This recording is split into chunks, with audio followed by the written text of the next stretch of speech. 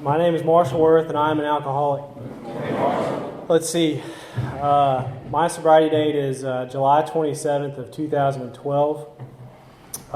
As Matthew said, I do have a sponsor. I stay in touch with that sponsor. I try to do it as much as possible and meet with him as much as possible to continue learning about this program.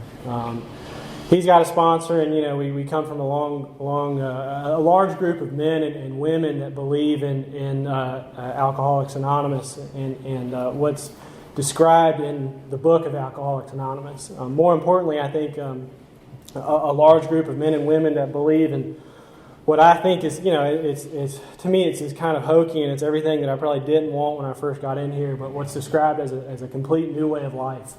Another way to live today that I don't have to do what I was doing about 4 years ago now, so I try to do my best to carry the message to other people and to be a part of a home group. I do have a home group. It's There Is a Solution in Holly Springs.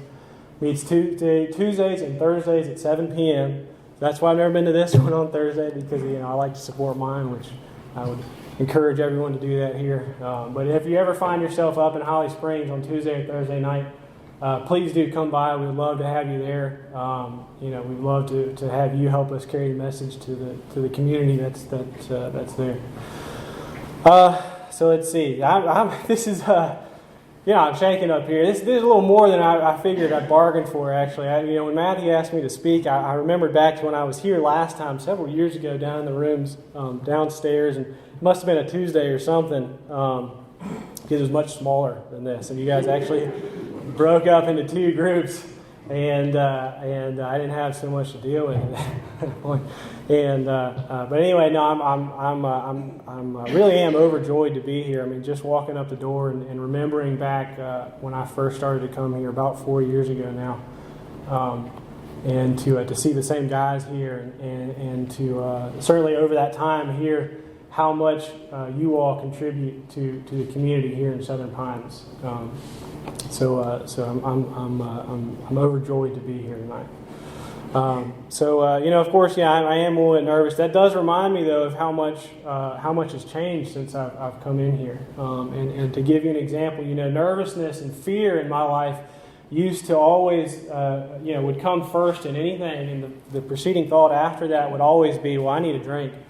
Whether I'm walking into a social gathering or anything like that, even school or an exam, I need a drink, man. This is not all right. And that's what I would do. I mean, that's all I knew how to do. That was my way of life. That was my solution, was to go and get a drink. Today, that doesn't happen anymore. Today, what happens is I'm often reminded of the experiences that I've had in life up to this point. And this one certainly reminds me of a conversation that I had with my sponsor. And if you know him, you probably can imagine how he said this. But I was telling him just the same thing, that I was chair of their H&I group there, so we take in meetings probably like you guys do here. And I'd been doing it for a year and a half or so, and I finally was telling them about this fear I had about, I'm scared when I get in there. I don't know what to say. I feel like I'm going to say the wrong thing. And he looked at me, and I remember he smiled and laughed at me, which was just rude, really. But it's still, he does it in a loving manner. He smiled and laughed at me, and he said, it's real easy. It says it in the book. What you do is you talk about your drinking. And so it's times like that I need in my life. I'm, like the book says, I'm the brainstorm. I love to analyze and dissect and do everything I can before I ever do anything. I need to think about it first. But you all, and certainly my sponsor, have taught me how to tie into a part of life that is it's hard to describe, and what it relies upon is action. And the action in that instance was just talk about your drinking, man. You don't need to you don't need to save anybody. You just need to talk about your drinking, and maybe you can maybe somebody can identify with you. So anyway, I've taken up a lot of time. I'm trying to talk about my drinking now. Let's see. I always thought, for a very long time that, growing up, that maybe if my mom had showed her love a little bit more, or maybe if my dad had been around a bit more, or maybe if my brother hadn't been such a jerk to me when I was growing up, maybe I wouldn't be this way. I've come to understand now, after a lot of just interaction with other people, and certainly God in my life showing me differently, that my family was amazing. I come from an amazing family, and we're just probably like the rest of the families in America, really, all over the world. They're amazing people, and my mom did show me all the love that she had every day. And my dad is to this day, he's still to me, he's kind of like the pinnacle of what a man should be in my life. He's a guy that I look up to constantly, and I mean that because for as long as I can remember, my dad has got up before the entire family and spent at least an hour with a cup of coffee and some form of spiritual literature, praying and meditating. And so that's the example that I had in life as far as I can remember. And it's funny to get back into the program now, and that's a commitment I'm supposed to make, to do every single day, to grow and to have a better relationship with God. And I've always had that. I always had that example in my life. And it's so wonderful today, though, that I can, if I go and visit him, if my son does get up early, as they do, we go downstairs and I can spend that time with him when we're both up early, and we can talk about spiritual matters, or we can just talk as a father and son. I can do that today. I had a lot of hard times doing that early in life. It's really hard to get up at 6 o'clock in the morning when you're still drunk. Or maybe it's not hard if you don't go to sleep. But so I had that. And my brother, we had the typical kind of sibling rivalry. We're best friends when we were growing up, and then as he got older, we kind of split up. There's nothing there that would make me be an alcoholic or be resentful at the world or anything like that. So again, I had a wonderful family that I came into. For whatever reason, though, and maybe, I probably shouldn't say that I'm somehow different, but for whatever reason, it just seemed that I struggled with the spiritual malady greatly, very early on. Just completely struggled with it, and I didn't know that early on. It took a long time in sobriety to understand that, It took a long time to understand that, and what I thought at that time is a great way people describe it is I looked around and it looked like everybody knew what they were doing, they knew what to say, they knew how to act, and it just kind of looked like they had all been given their manual at some point, and I must have been sick and I missed it, and I spent my entire youth basically trying to figure out what I was supposed to do and trying to convince everybody that I knew what I was doing and that I was smart and that I was funny and good looking and all of these things, trying to convince everybody else. And early on, I guess what developed out of this is almost a deep-seated hatred for myself, because obviously I can't get those things from you. I mean, you guys aren't going to make me any smarter or any funnier, but not even that I need that from that. I am the person that I'm supposed to be because God has me here for a certain reason, right? And so over time, or very early on, at about 10 years old, I came down with some very severe depression and suicidal ideation, and struggled with that for my entire teenage years up until I was about 21, even into almost 26, almost 4 years ago now. It is 4 years ago. I struggled greatly with that.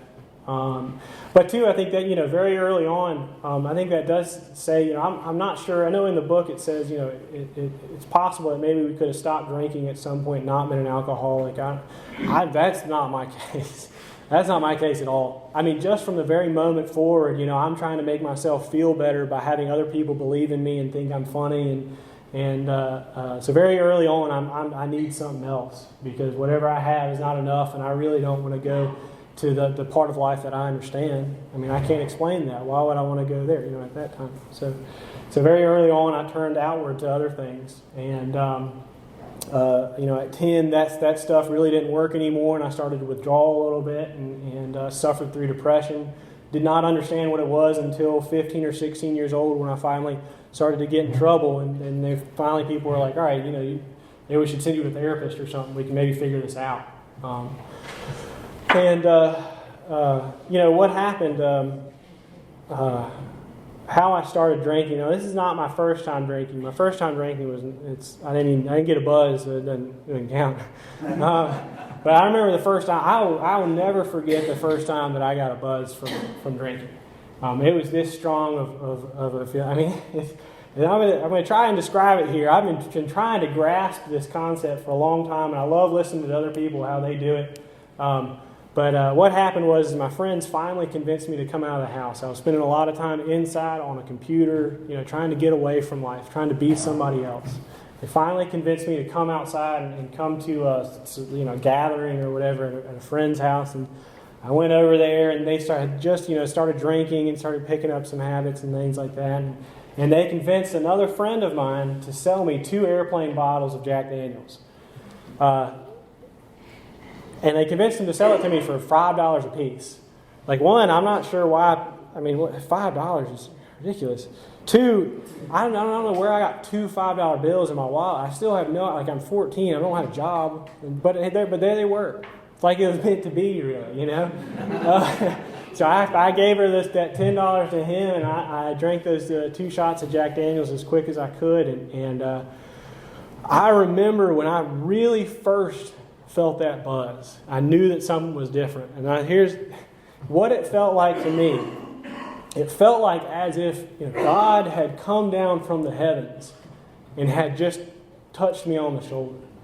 I mean, that was how powerful of an experience. It felt like I had just been given the manual to everything that I was missing in life. Another way I'd like to describe it, I'm not trying to offend anybody, but I describe it as the same way. I probably felt the same way as Saul of Tarsus felt on the way to Damascus when Jesus appeared in front of him. And he became, Paul, and started to spread the word of Jesus and that. I like to think that we probably had the same experience when I drank alcohol and felt that buzz, and he saw God. I mean, that to me, that's how strong that experience was. I knew immediately when I felt that first buzz, that was everything that I ever wanted in life. Period. It was everything that I was missing. It was everything I wanted. In fact, from that moment forward, I made a dedication that why be sober? I would talk to people, and they'd tell me, well, I don't like doing this, and I don't like doing that, and so on and so forth. And I would always look at them like, you're crazy. You don't do that. It means you're sober. Like, you're insane. Who cares what it feels like? You're not sober anymore. Like, that's what we're going for, right? Like, you don't understand. And so that was the experience I had, and I pretty much made a commitment from that day forward to I would never be sober again. Why? I'll do everything in my power to not be sober anymore, to do whatever I could. Additionally, I also made the decision that, if alcohol could make me feel that good, man, there must be other stuff out there that could really get me going too.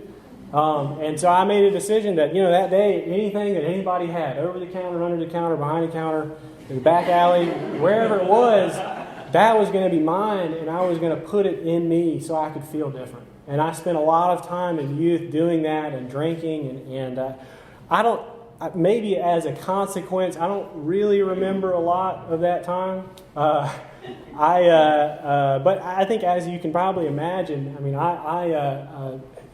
that attitude is not very conducive to society that we live in. And so very quickly I began to get in trouble with my parents, of course, and the law. Getting in trouble with my parents to me was probably everything I wanted. Because what it meant is they said, all right, well, you're grounded for a night. Like, you're grounded for a night. And what that meant to me is great. I don't have to go anywhere. I don't have to do anything. My parents are going to go to sleep early, and I can steal all of the liquor that they have and don't drink in their cabinet. I can do anything I want to do. I don't have to talk to anybody. I don't have to do anything. And I love that. And I'll go back to kind of that first buzz that I got. So it made me feel a powerful experience. And what it did for me is what I thought for a long time is it solved a lot of problems that I had. Like, I thought my problems were that I wasn't smart enough or funny enough or sexy enough or tall enough or I wasn't good enough around people. And then alcohol solved that problem. It no longer was a question in my mind. I was smart enough. In fact, I was the smartest guy in the room. I was tall enough, tallest guy in the room too. Sexy enough, everybody wanted me. And I was definitely the funniest guy.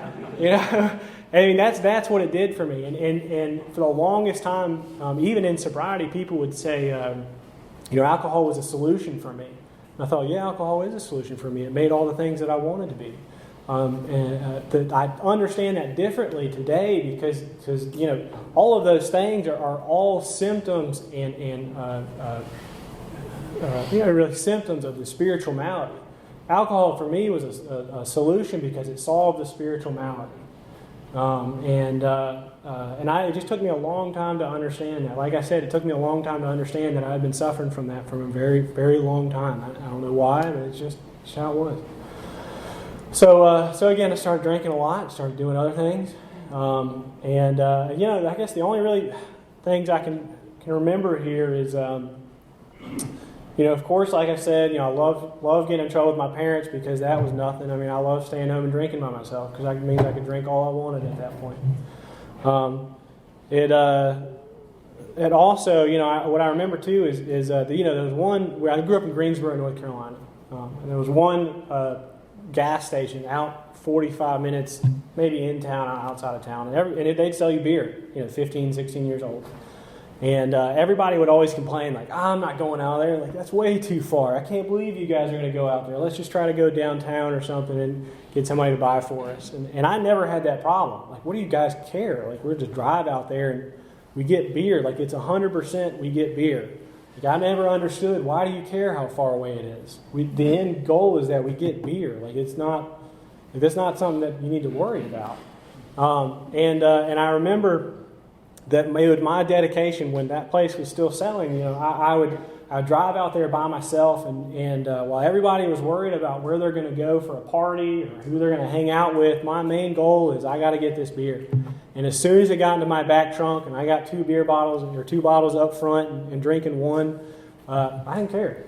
I'll drive out farther to the country and drink myself until I pass out, and then I'll go home at some point. It doesn't matter to me who I hang out with. The other thing that I remember is that essentially everything was mine, right? Selfishness and self-centeredness, right? Whether that meant that I snuck into open garages and stole beer out of the refrigerators, or snuck into open bathroom doors at parties and stole whatever was in the cabinet, or anything like that. Everything was mine.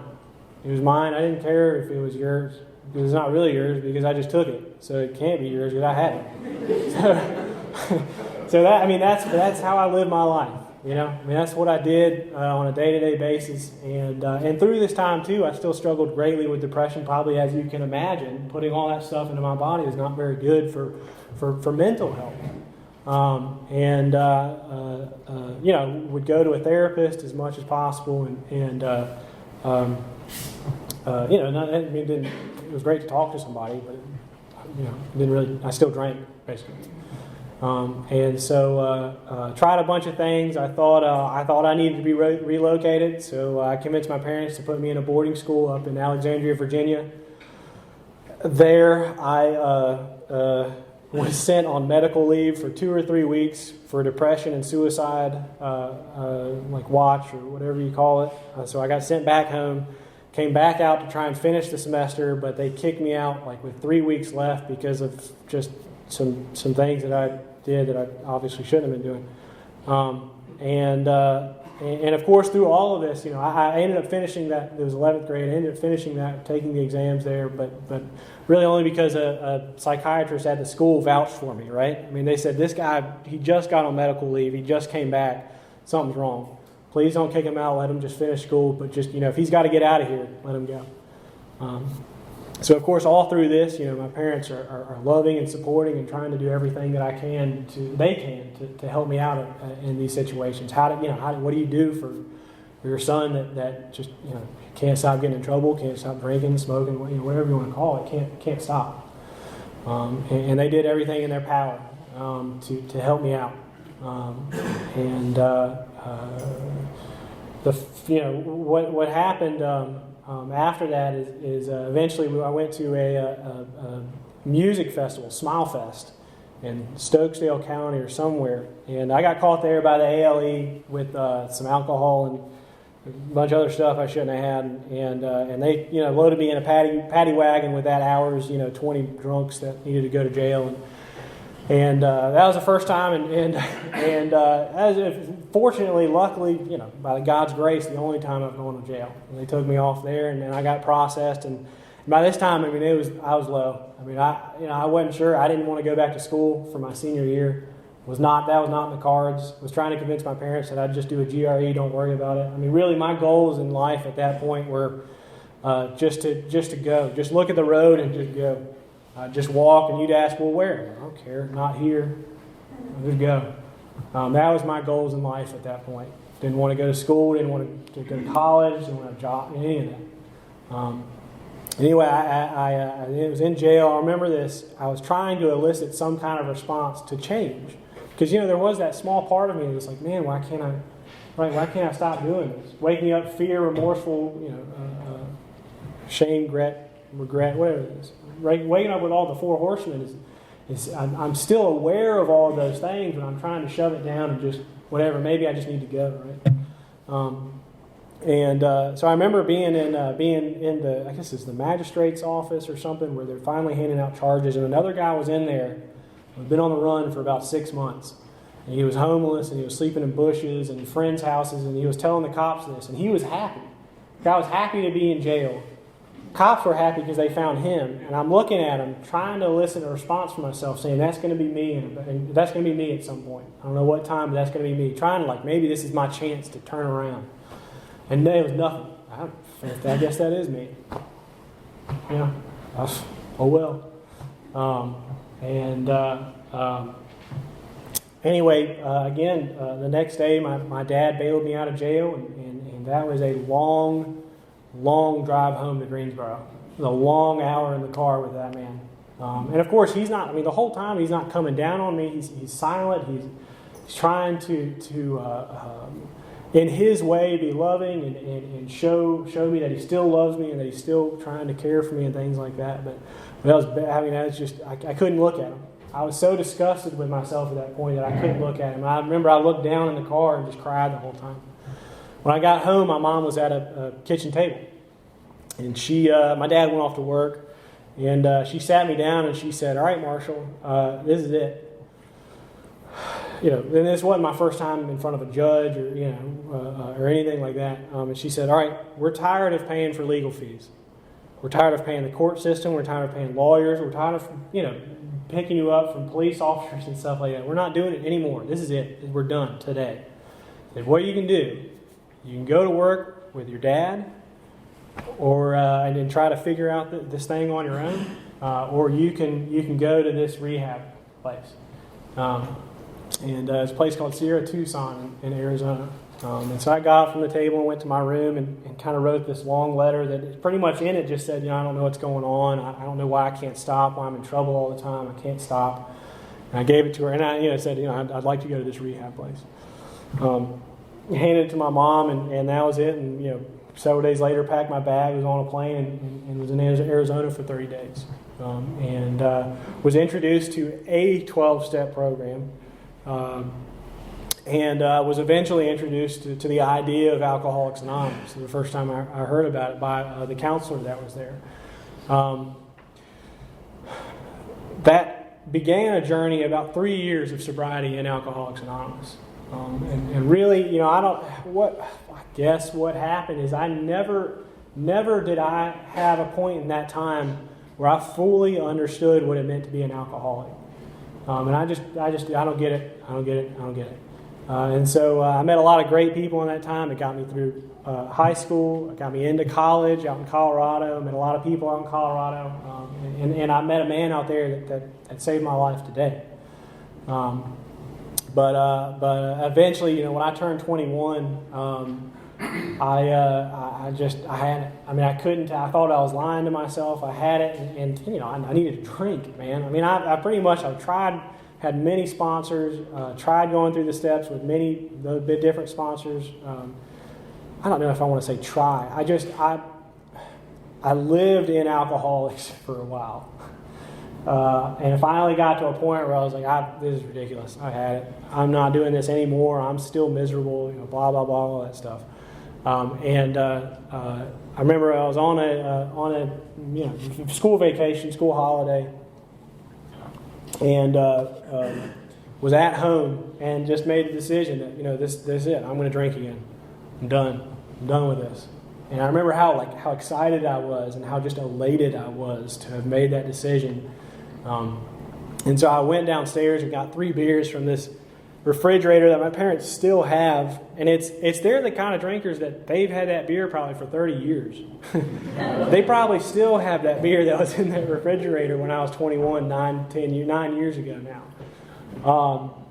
I went downstairs, I grabbed 3 beers from, whenever they were made, and I started drinking them.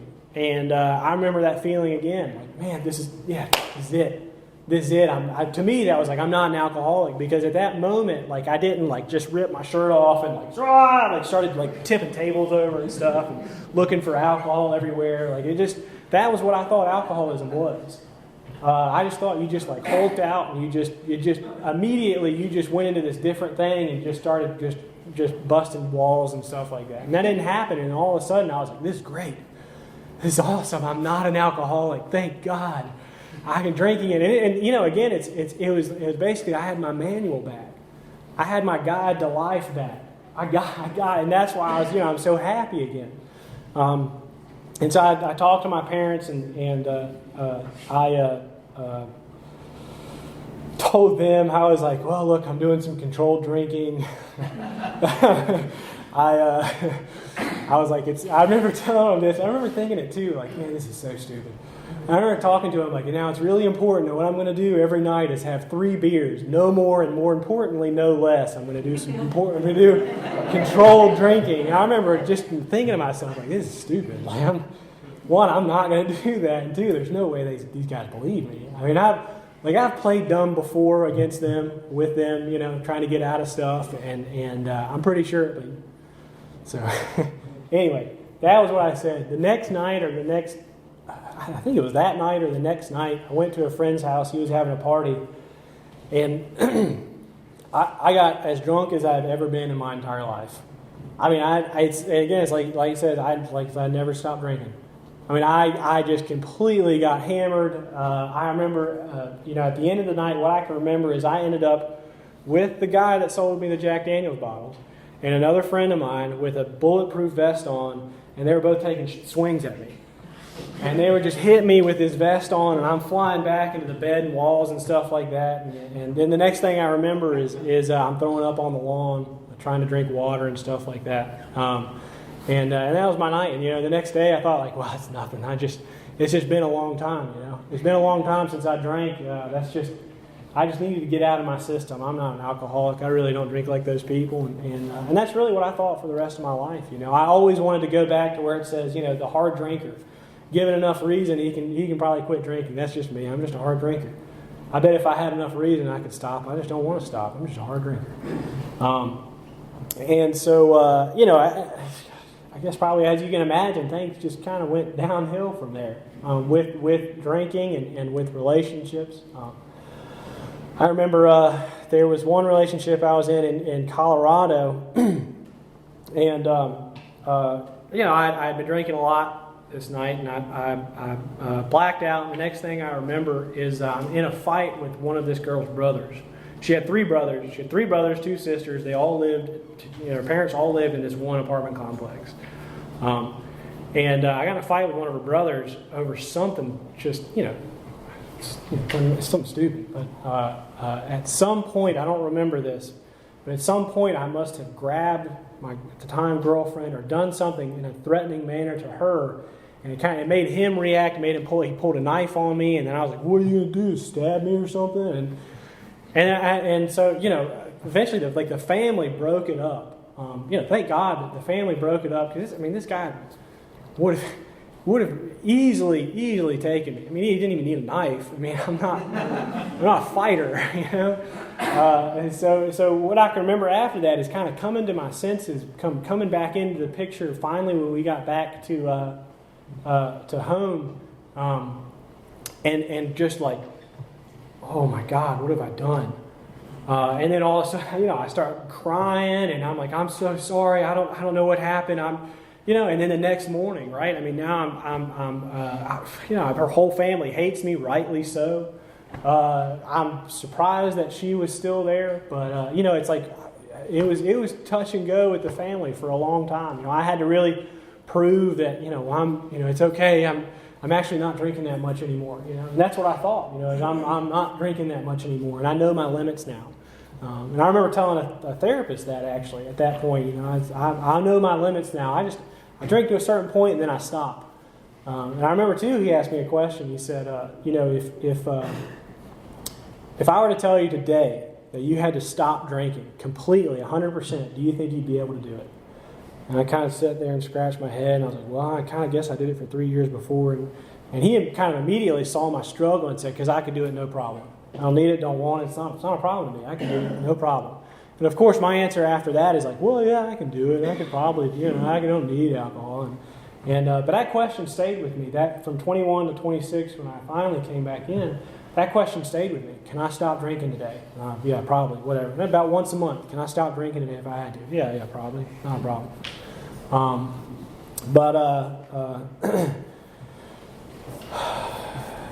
I guess, I ended up graduating from college into the major I had started in, moved back to Greensboro, and eventually moved to Raleigh. I thought I was going to do more school or something like that. I moved into a house, and I guess just to give you some examples of how I used to drink, really. I built a kegerator for this house, and I didn't have a job. So I would wake up at like 10 o'clock in the morning. Is at this time I'd figured like, all right, well, if I can just wait till like noon and not drink, like that's good. I'm good today, I can wait up at 10 o'clock, right, like 10:30. That's not like, it's 2 hours. So I figured that was great. I'm good. I'm going to start drinking again. That was like what I did every day. That was my rationale. If I can just wait till 12, I'm good. Got to another point where I decided that I was drinking too much beer after I built that kegerator. I had this big Hooters glass that I stole, and I would fill it up and just drink that all day. And I figured I was drinking too much beer. And my thought process at that point was, well, what I'll do is I'll just fill up 3/4 of beer, and then tequilas. I love tequila, so I'll fill the rest of it up with tequila, and then I'll feel it faster, and I won't have to drink so much. And that was completely logical. Like, sounded great. Like, I'll stop drinking so much. That's perfect. And so now, every time I'm going up to the bar, if we go to a bar, I'm ordering 1 beer and 1 shot. Because I need something to hold on to, and I need the shot so I don't drink as much. So that's what I thought was completely rational. Like, that's what I'm doing today, and that's how I'm going to get by this. There was another point where I remember a conversation I had with my brother, and I remember telling him, man, I'm just getting so tired of drinking and so tired of being hungover and going to bars and all this stuff. And of course, nothing came out of that conversation. But what I remember next is I remember being at the Big Easy. It's a bar on Fayetteville Street in Raleigh. And we're about to walk in and kind of hand our ID to a guy. And I remember being outside of that line and looking up at the sign for the Big Easy and thinking, man, I just don't want to be here. I don't want to drink tonight. I don't want to be drunk tonight. I don't want to be hungover tomorrow. I don't want to be here. I don't want to do this anymore. And I started taking steps forward to start handing my ID to the guy. Slowly that started to be replaced with, finally, when I got to the door, was, I'll just have 1 drink. All right, my friends are in there. I'll just have 1 drink. It'll be fine. I'll just have 1 drink. Of course, 1 drink means, a beer and a shot. And I don't remember the rest of the night. I didn't want to drink that night. I really did not want to be there. But what separated me from that thought was just 10 feet, maybe 2 minutes, and I was ready to be back at it. By the end of this, I'm starting to drink. If I remember correctly, I'm starting to drink every day. The book says, you give a jittery alcoholic some high-powered sedative, and in the morning you'll find them drinking both sedative and alcohol alike. That was me. I needed to quiet my nerves at work, so I had to get going. I'd come home about 5 o'clock and I'd start drinking again, and this completely ruled my life. And I would try to plan. At this time, I'm with my wife. We hadn't gotten married yet, but at this time, I'm planning the entire relationship around when I get loaded and when I get drunk. On Tuesday, I'm going to be close with my wife, and I'm not going to drink that day so that I can do something with her. And that's my rationale at that point. All right, I'm not going to drink today because I'm going to be with her. And probably 75-80% of the time, just blow that right out. I'm home. I'll just pour a little bit of Jack Daniels in the cup, and we'll just fill it up with a little bit of whiskey sour mix or sour mix, and we'll be all right. And I couldn't even hold to that I don't know, will or whatever you call it to be with my wife at that point. And then my girlfriend, soon to be wife at that point. I mean, I couldn't do it. I remember too on Sundays, for whatever reason, Sundays were like a time for me to dry out.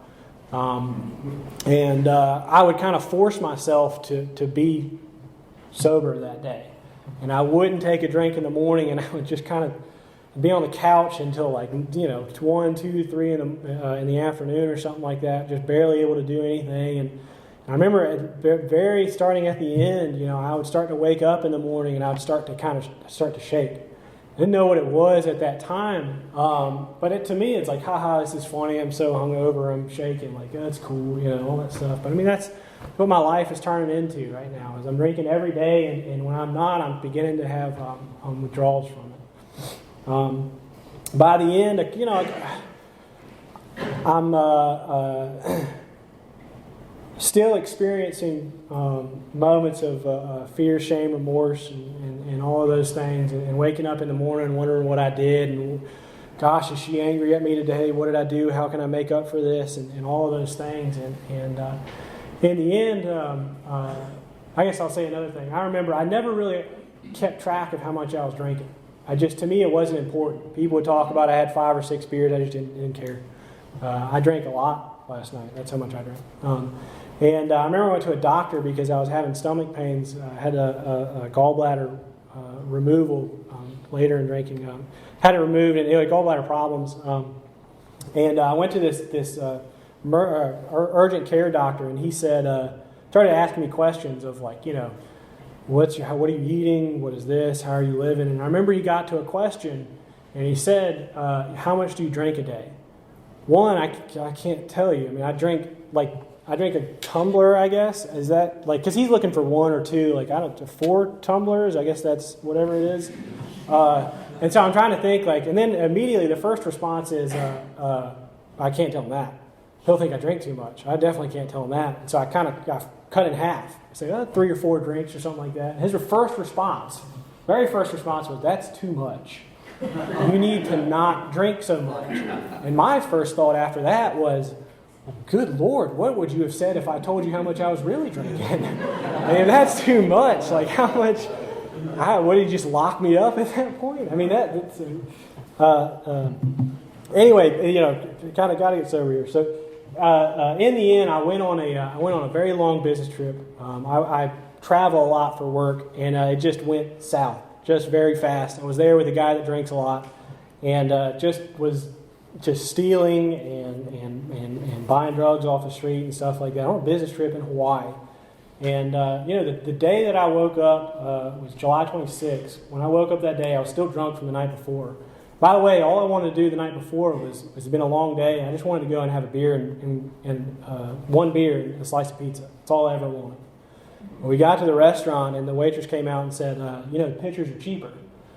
Well, yeah, let's get pitchers then. There's no thought of all I wanted was a beer. Pitchers are cheaper, let's get it. And so that started a whole blacked out that night. Woke up the next day, just again, it was no different than any other day that I'd woke up with kind of the 4 horsemen looming over me. Nothing different about it. I mean, I've woken up in that position thousands of times before. However, I guess what I should say, what was different was there was this concept of again. I could not get it out of my mind that, man, I'm here again. How did this happen again? How does this always happen to me? I was devastated. Because also at the same time, I mean, I recognized that there was nothing, like I had reached the pinnacle of my life at that point, right? I mean, I had physical things in my life. I was married, I had a house, I had a job. But I just realized at that point that this is it. If I continue drinking, then I'm not going to have any of those things ever again. And that was, you just took my solution away. You just took my manual away from me. Not only that, but again, like it says in the book, in the back where it says, someday your man will be unable to think of life with drinking or without drinking. Then he will know loneliness such as few do.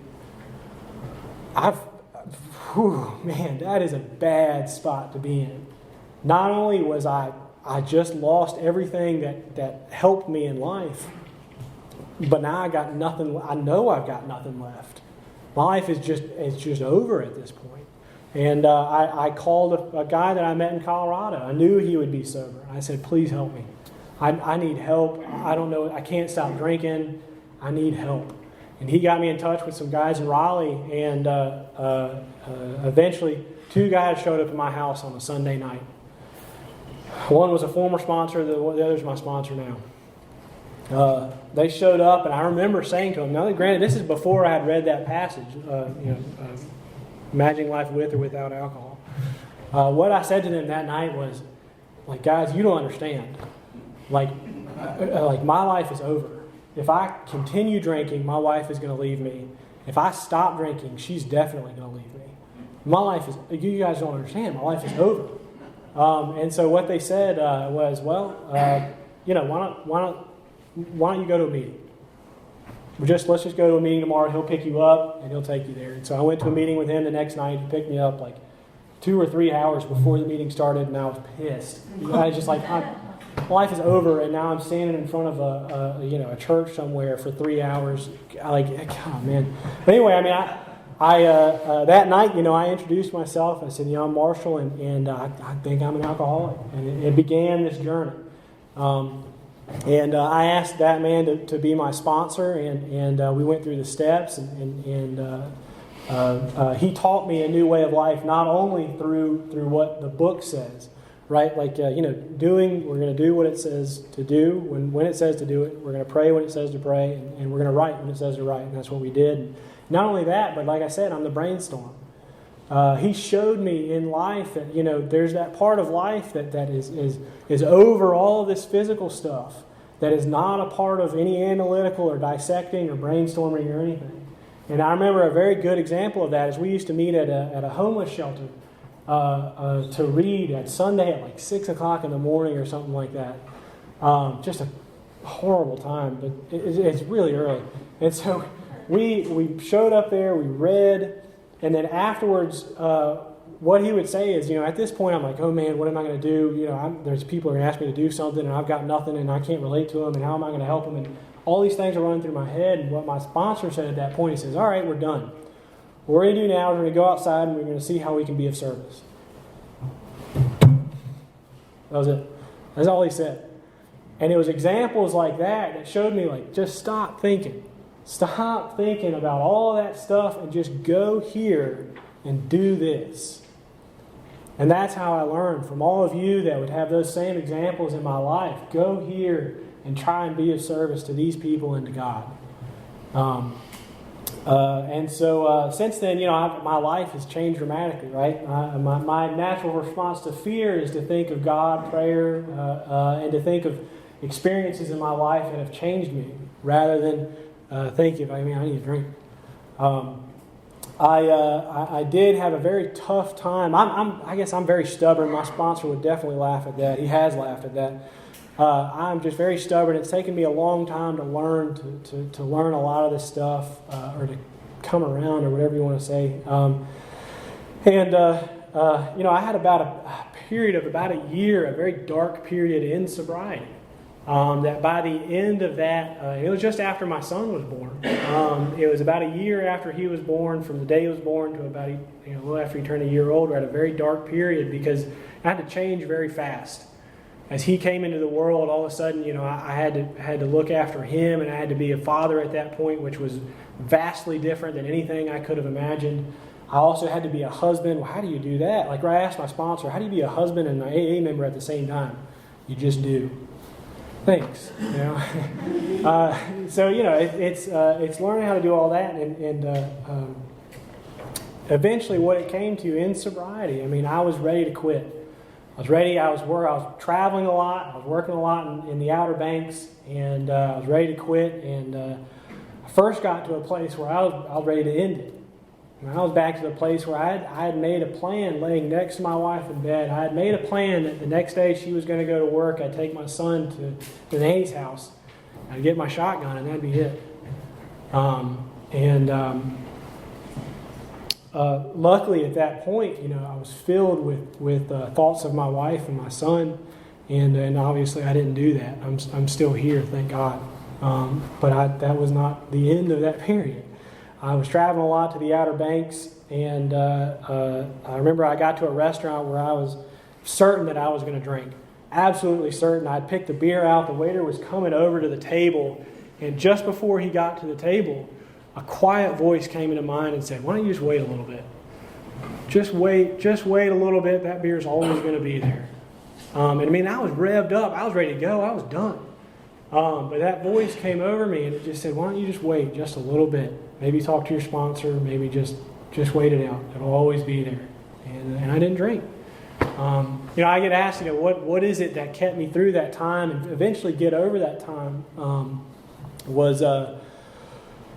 My sponsor said this one time. He said, I think in my darkest times, something I'm probably paraphrasing, but in my darkest times, I think, what truly kept me sober is my service to other alcoholics. I remember first hearing that, thinking, like, that's crazy, man. You're out of your mind. Like, there's no way that helps.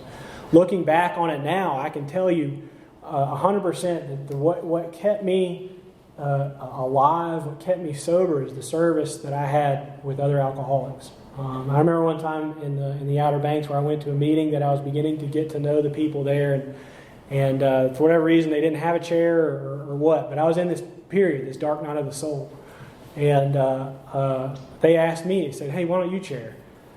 Oh man, like, you guys don't understand, I'm going through a bad time right now, and that's what I wanted to tell them.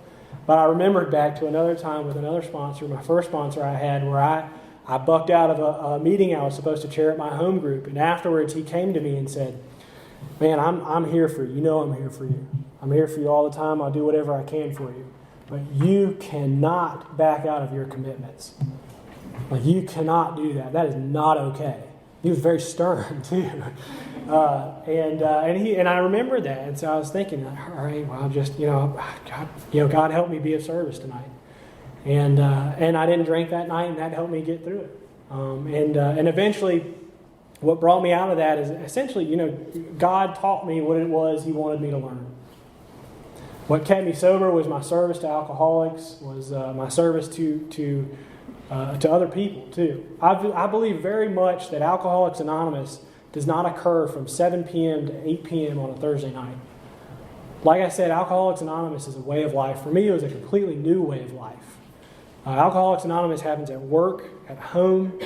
It happens anywhere else, with friends, everywhere. It happens everywhere. It's very important for me to also be of service in all aspects of my life. It's very, very important for me to practice the principles in the rest of my life.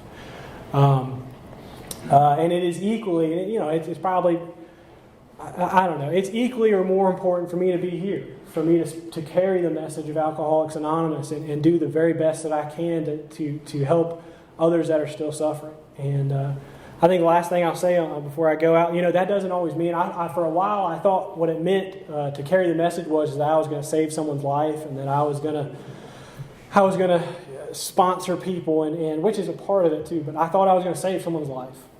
And my sponsor very clearly said to me one day that, sometimes when you go to a meeting, the only purpose for you to be there is to fill up the chair in that room.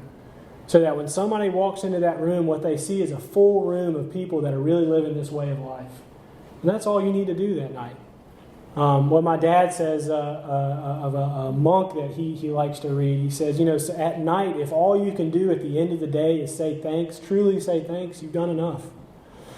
So I try to live that way. I try to carry the message and try to try to remember too that, you know what, maybe today I'm just supposed to go to work and fill up my seat there and do the job they pay me to do.